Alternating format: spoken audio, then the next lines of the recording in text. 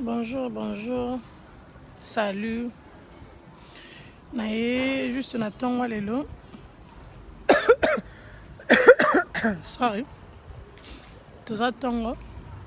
Naye ka na lingo sala vidéo oyo pona ko passer message na communauté parce que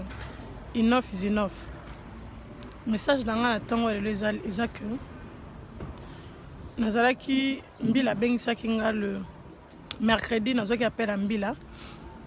bengisi nga elobi nanga ke no azalaki na besoin kutana na ngai na police station ya Forest Gate jeudi na 14h. Tant mbila bengi nga na téléphone nanga ndako ayebisi nga ke non to bengi yo ko paniquer te eloko eza te mais to bengi yo parce que eza na image moko eza na téléphone na yo tous en a besoin de ça dans investigation. Nga pe tellement na yebelo te na yebi likamote jeudi na se préparer qui comme mutunyoso na se présenter na police station. Ba bengi 14h mais nazaki déjà 13h déjà nazaki na police station. Tant na commis na la police mbila wana ye ozwanga nazaki na avocat na ngai ya avocat na nga moko ba bengi avocat na ngai ye. Et mbila afongoli abandi fallait na sala interview mbila yebisinga que non eza na vidéo moko et circulaki na communauté na biso vidéo wana ezalaki ya mwana moka mukie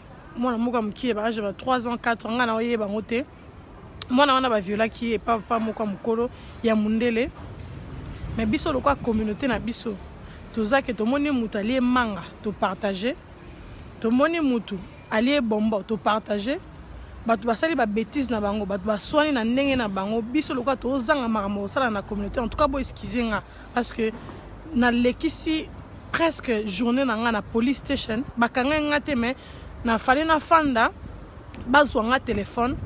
babando checker téléphone na nga basalisa nga interview ba yeba po ba moni comme si ça clique ya ba congolais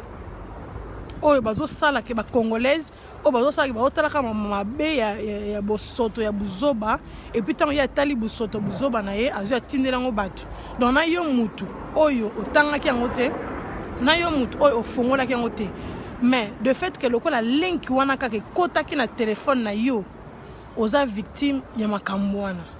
mulongo eze belé na communauté bakangi déjà belé basi bakangaki bamusu bazu courage obimate ya kosala vidéo ko bake no tenga bakanga nga po vidéo wana elekaki na téléphone nanga mais ngai na lobite na otika batu na otika batu bongo te na otika bandeko nanga bongo te po il faut na pesa message parce que mbila na ebisinga ke na communauté na yo kende ko pesa communauté na message ke vidéo nyonso zuite za ya ko partager vidéo nyonso zuite za ya ko fungula eloko ezo concerné yo te ko fongola ngote eloko ezo concerné te ko partager yango pété wana message mbila pesinga bina ngana pesa communauté nanga eloko ezo concerné ngate eloko etali ngate za ngate na partager ngote pour link nzeleza mulai bate bele tito koma na ebite bazokanga ya blague te donc message nanga ezali soki yo moni kozana na ba vision na moto ba vidéo soko zi vidéo na bombongo pona yo moko soko efasaka to za moto sala buzoba botala buzoba bino moko botika otia batu na ba bêtise nzamba za malamo épargner ngai record na ngai linge beba pona de comme nga na yebite vidéo nga na tala tele ote mais lokola ka de fait ka lokola link wana le ka na téléphone nga et ça de kana que se présenter na police station ba maman please to se respecter baba please to ça déjà mikolo to se respecter to sala makambu lokola mikolo so mondo za eloko sala te zo bilama bana bana ko repasser so mondo eloko za sala te kende cinéma kende ta na café melata café na yo tala nota mokili tanga ta newspaper pourquoi to komi kana ta au moni mutalie mango partager au moni bombo partager au moni bêtise au partager eza nini communauté congolaise comme na et comme to comme mal réputé tina kata la police tous a mal réputé donc tous a kababi communauté congolaise et loko nyozo mona zo partager kaka toujours partager ce que votre muso bo tiko bebisi la ba record bat na mamboko bo bebisi la biso ba recorder na kende la police te police akanga te mais na ki ko se retrouver na police na likamona yebite poka na zo ki vidéo ka côté na fongola vidéo na te na partager ngote mais ka lokwa link wana côté na téléphone nanga et ça que na ma victime na makambo nyos mais nzambe nanga tema na sambela nzambe nanga na sambela za na bon moy nzambe nanga za malang même bila oyebisanga que non des aboye que non nengo za na yeba que non wana protection nzambe ko na mbila reconnaître que non za na protection nzambe ko nanga po alobi nanga que non ba ka ko lukanga na ndaku bakanga nga me ba mona ngate bayaka olukanga na ndaku bito yana ba vente oluko na ndaku mais to mona ka ote tozo mona na système a que non au futa ba facture osala ki boy mais yo mo mutu to mona ote to ko kanga ote ba plan ba bito sala ki to ko na mito to planifier ki to ya ko luka na butu